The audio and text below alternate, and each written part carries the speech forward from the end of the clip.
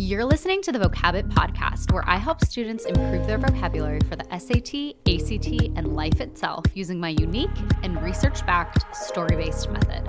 On this podcast, I'm sharing the best tips and tricks for a more enriched vocabulary and pain-free test day.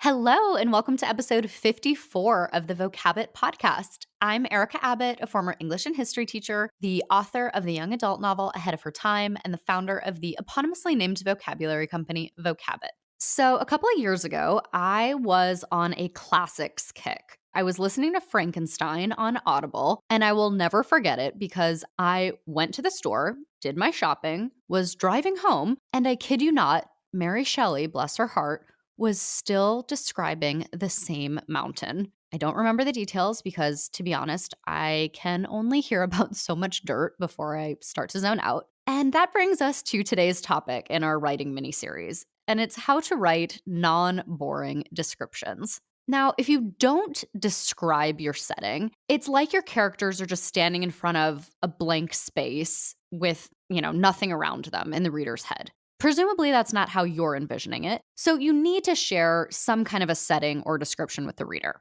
But at the same time, these descriptions can get boring very quickly, especially for a modern audience. It's one of the reasons that classics have kind of a notorious reputation. Stuff was a lot more drawn out back then because people didn't have quite as many bells and whistles vying for their attention. Dracula, by the way, I actually found to be really well-paced and a lot more interesting than Frankenstein. But obviously, tons of respect to Mary Shelley, who is far more successful than I'll ever be. That book just wasn't my cup of tea. I just found it to be kind of slow. So today, I'm going to share with you 3 ways to keep your descriptions interesting. The first is just my own opinion, and I've already alluded to it, but it's to keep it short.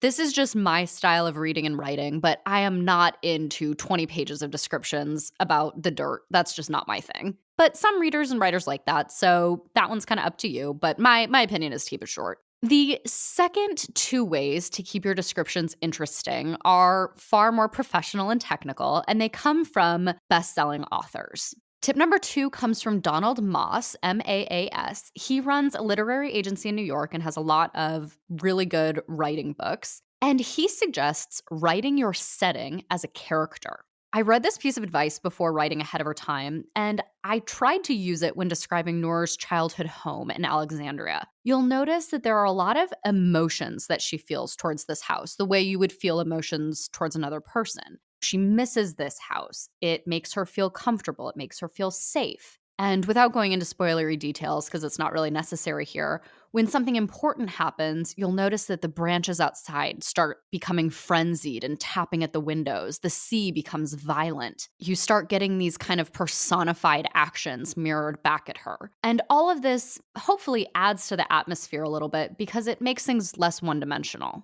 The third way to make your descriptions less boring, I actually just recently learned, and I'm definitely going to use it when writing the sequel to Ahead of Her Time. It comes from Rick Riordan, the author of the Percy Jackson series. Love those books. I was trolling his website for writing advice, and he talked about avoiding what he calls grocery lists of details.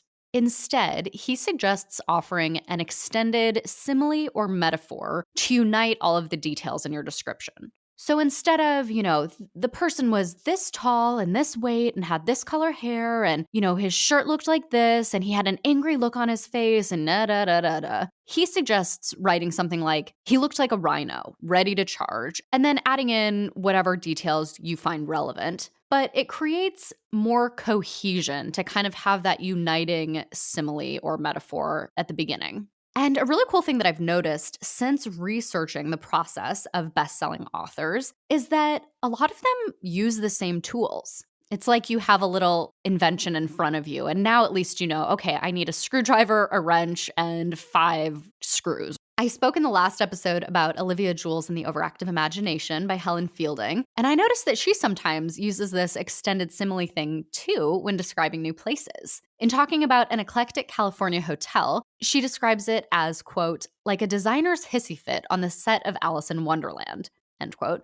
And then the passage goes on, everything was too big, too small, the wrong color, or in the wrong place. A light in a 10-foot-high shade hung in front of the reception desk. Muslin curtains 60 feet long fluttered in the breeze beside a wall dotted with miniature wall lamps. End quote. And it goes on, but it is nice to see that cohesion at the beginning. It's kind of like it's out of Alice in Wonderland, rather than having her just describe a bunch of random furniture. And yeah, it's cool to see how these authors use a lot of the same building blocks. So, quick recap. 3 ways to make your descriptions more interesting are: number 1, just my own opinion, keep it short. Number 2, write descriptions the way you would write a character. Try to make the reader or the other characters feel something, whether it's comfort or fear or longing or something like that with regard to this setting. And the third is from Rick Riordan, who says to use an extended simile or metaphor to bring the description together.